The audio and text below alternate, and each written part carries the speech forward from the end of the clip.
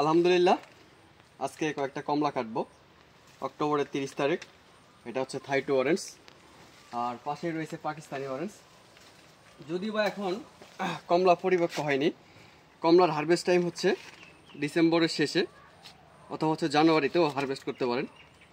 এটা হচ্ছে পাকিস্তানি, দেখুন কি চমৎকার। এটার একটু রড যদি আমি আপনাদেরকে দেখাই, দেখেন রস দেখেন। এটা হচ্ছে পাকিস্তানি কমলা, 2 ভাগ করে 1 ভাগ থেকে আমি আপনাদেরকে রস দেখাচ্ছি। দেখতে পাচ্ছেন একটা কমলার রস, দেখছেন কি পরিমাণ রস। এটা হচ্ছে পাকিস্তানি, এবং এর দেখেন খোসা কতটা পাতলা আপনাদেরকে দেখেন, এই যে একদম পাতলা দেখতে পাচ্ছেন। তো আমি আরেকটা কমলা কাটবো, সেটা হচ্ছে থাই2 অরেঞ্জ। এটাও একটা কাটবো, দেখবো কি অবস্থা। বিসমিল্লাহ। ওরে বাপরে, এটা তো দেখি একদম, বাবা দেখতে পাচ্ছেন এটার কালার কিন্তু আরো গর্জিয়াস কালার, অস্থির কালার। তো এটা যদি আমি একটু আপনাদেরকে রস দেখাই, এটাও কিন্তু প্রচুর রস। আবার থামো, ও প্রচুর রস।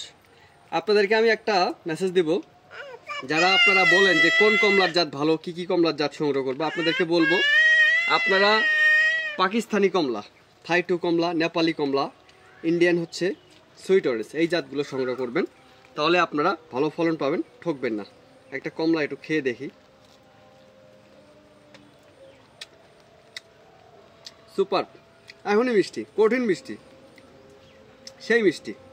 আপনারা যদি আমার বাগানে আসেন, কেটে খাওয়াবো, তবেই বলতে পারবেন যে কমলা এখনই এত মিষ্টি হয়।